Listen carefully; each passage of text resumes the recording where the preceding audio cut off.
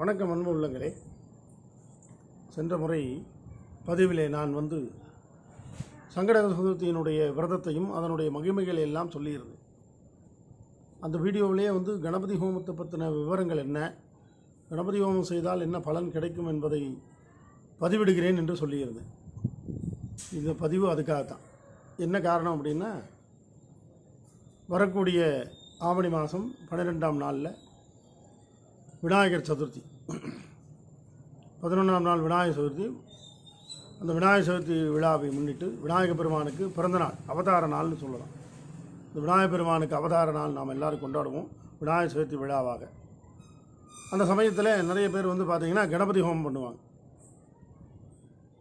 அந்த கணபதி ஹோமம் எப்படி செய்கிறது, அந்த கணபதி ஹோமத்தினுடைய பலன் என்ன, நம்ம கணபதி ஹோமம் பண்ணோம் அப்படின்னா அதில் என்ன சிறப்புகள் உண்டுன்னு நம்ம தெரிஞ்சுக்கணும். முதல்ல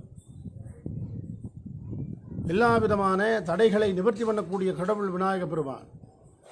நம்ம சாதாரணமாக எல்லாம் நினச்சிட்டு இருக்கோம் மூல முதற் கடவுள் அப்படி. ஆனால் உண்மை அது கிடையாது. இந்த விநாயகர் பெருமானை நாம் வழிபாடு செய்தோமானால் நமக்கு எல்லா விதமான துஷ்டங்களும் எல்லா விதமான கஷ்டங்களும் நிவர்த்தி ஆகும். இது கண்டிப்பாக பிள்ளையார்கிட்ட நாம் போகும்போது அந்த பலன் கண்டிப்பாக கிடைக்கும். பண கஷ்டத்தையும் மன கஷ்டத்தையும் விளக்கக்கூடிய கடவுள் விநாயகர் பெருமான் நான் முதல்லே சொல்லியிருந்தேன். என்ன காரணம் அப்படின்னா, அந்த விநாயகர் பெருமானை நாம் வழிபாடு செய்யும்போது அருகம்பல் வச்சு நாம் கும்பிட்றோம். என்ன காரணத்தினால நாம் அருகம்பல் வச்சு கும்பிட்றோம் அப்படின்னா, அந்த விநாயகர் பெருமானுடைய அருள் நமக்கு கிடைக்கும். குபேரனுடைய அருள் கொடுப்பார். பண கஷ்டமே வராது. திங்கக்கிழமை அன்னைக்கு நாம் விநாயகர் பெருமானுக்கு அருகம்பல் வச்சு கும்பிட்டோம் அப்படின்னா நமக்கு பண கஷ்டமே வராதுன்னு முதலே சொல்லியிருந்தேன். அதே போல் மாலை நேரம் நிலா வர்ற நேரத்தில் விநாயகர் பெருமான் கோயிலில் போய் நாம் விளக்கு ஏற்றின்னு வந்தோம் அப்படின்னா மன கஷ்டம் வராது.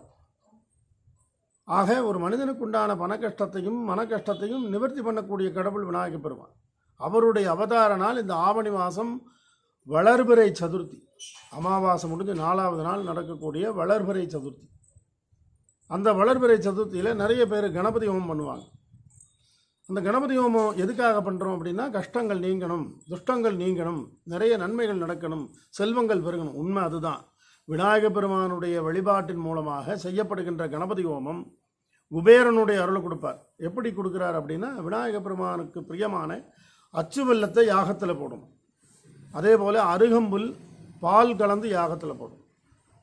விநாயகர் பெருமானுக்கு ரொம்ப பிரியமானது அச்சு வெல்லம், அவுல், பொரி, கடலை, தேங்காய், அருகம்புல் இதெல்லாம் கணபதி ஹோமத்தில் போடுவாங்க. நிறைய பேர் கொழுக்கட்டை, வடை, சக்கரை பொங்கல், சுண்டல் இதெல்லாமே உண்டு. ஆனால் சந்தர்ப்ப சூழ்நிலையினால் நாம் அது செய்ய முடியல. ஏன்னா காலையில் அந்த 4 மணி to 6 மணிக்குள்ளே பிரம்ம முகூர்த்த வேளையில் கணபதி ஹோமம் பண்ணுறோம். எப்போ நாம் கணபதி ஹோமம் பண்ணாலும் அப்போ தான் நாம் செய்கிறோம். அப்படி அந்த சூரிய உதயமாகக்குள்ளே அந்த கணபதி ஹோமத்தை பண்ண சொல்கிறாங்க.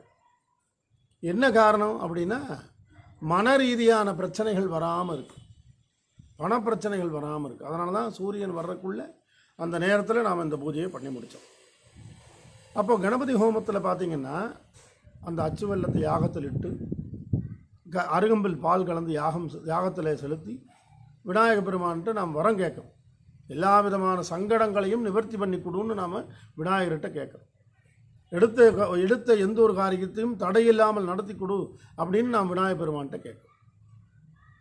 காரிய தடைகள் விலகும், நினைத்த காரியங்கள் கைகூடும். நம்ம சாதாரணமாக ஒரு நல்ல காரியத்துக்கு போகிறோம் அப்படின்னா என்ன பண்ணுறோம், பெரியவங்கெல்லாம் சொல்லுவாங்க, விநாயகர் பெருமான்கிட்ட போய் ஒரு தேங்காய் உடைச்சிட்டு போப்பா, விநாயகர் கோயிலில் போய் விநாயகர் கும்பிட்டு போன்னு சொல்லுவோம். அப்போது நம்ம செய்யக்கூடிய காரியத்தில் இடையூறுகளும் தடைகளும் வராமல் பார்த்துக்கிற ஒரு பிள்ளையார். ஒரு சின்ன கதை ஒன்று சொல்கிறேன், தெரிஞ்சுக்கங்க. ஒரு சமயத்தில் சிவபெருமான் ஒரு போருக்கு புறப்படுறார். அப்படி போகும் வழியில் தேவர்கள்லாம் ஒன்று சேர்ந்து தேரில் சிவபெருமானை அமர்த்தி இழுத்துட்டு போகிறாங்க. அப்போ தேருடைய அச்சாணி முறிஞ்சு விழுந்து ஒன்றும் தெரியாத பையனாட்டு அப்படியே கை கட்டின்னு ஓரமாக நிற்கிறார் பிள்ளையார்.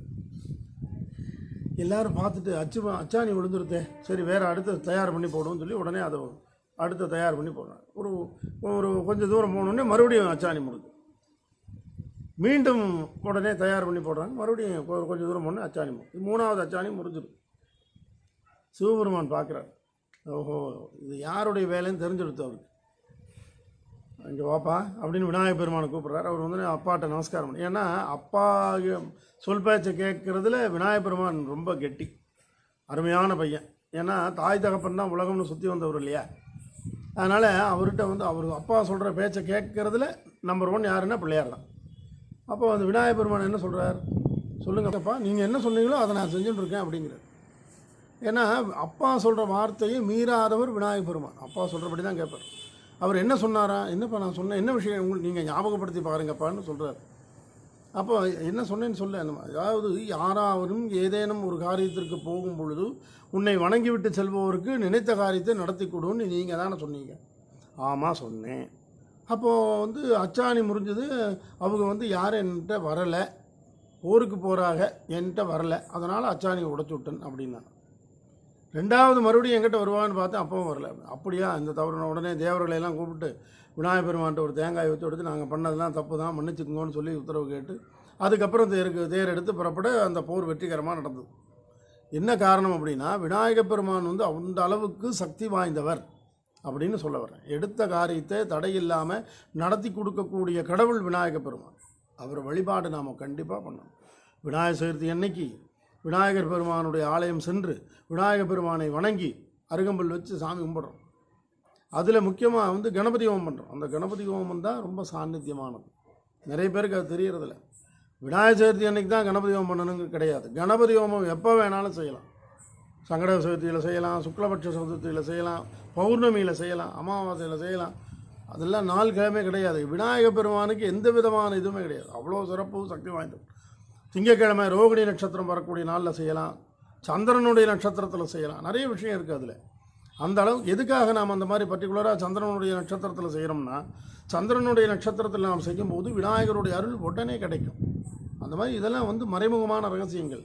ஜாதக ரீதியாக சந்திரனுடைய பாதிப்பு நிவர்த்தியாக வேண்டும் என்றால் விநாயகப் பெருமானை கும்பிட்டோம்னா அந்த பாதிப்பு நம்மளை விட்டு போயிடும். நிறைய பேருக்கு சந்திரன் பலம் இல்லைங்கிறனால தான் கல்யாணம் ஆகாமே இருக்குது. அது நிவர்த்தி பண்ணக்கூடியது எப்படி பண்ணால் அந்த காரியம் நடக்கும் அப்படிங்கிற சில மறைமுக சூட்சமங்கள் உண்டு.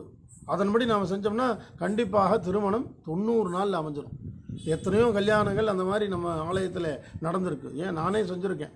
நிறைய கல்யாணங்கள் திருமணங்கள் அமையலை, 32 வயசு ஆகிடுத்தோம் கல்யாணம் அமையலை அப்படின்னு சொல்லி வந்தவங்களுக்கு 90 நாளில் கல்யாணத்தை அமைச்சிருக்கார் பிள்ளையார். அந்த அளவுக்கு நாம் அந்த பிள்ளையாருக்கு சில பூஜைகளை பண்ணி கொடுத்துருக்கோம். நான் செஞ்சு கொடுத்துருக்கேன். செஞ்சு கொடுத்து அதனுடைய சாட்சி பூர்வமாக என்னால் நிரூபிக்க முடியும். கண்டிப்பாக அந்த விநாயகப் பெருமான் நமக்கு அந்த நன்மையை நடத்தி அந்த திருமணத்தை நடத்தி கொடுப்பார் அப்படிங்கிறது உண்மை.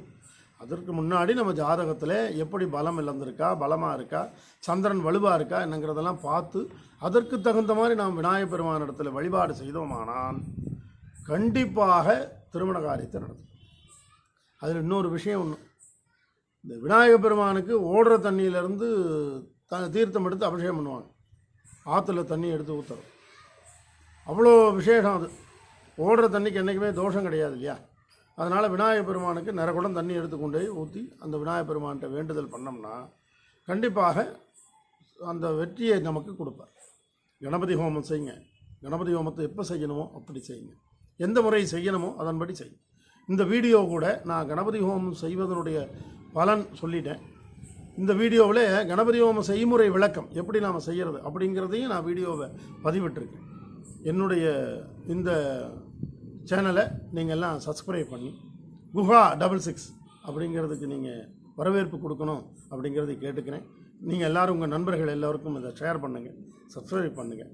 அடுத்த முறை சுதர்சன ஹோமம் செய்வதனுடைய பலன் என்ன, சுதர்சன யாகத்தினுடைய செய்முறை என்ன அப்படிங்கிறத நான் உங்களுக்கு தெளிவாக சொல்கிறேன். நன்றி, வணக்கம்.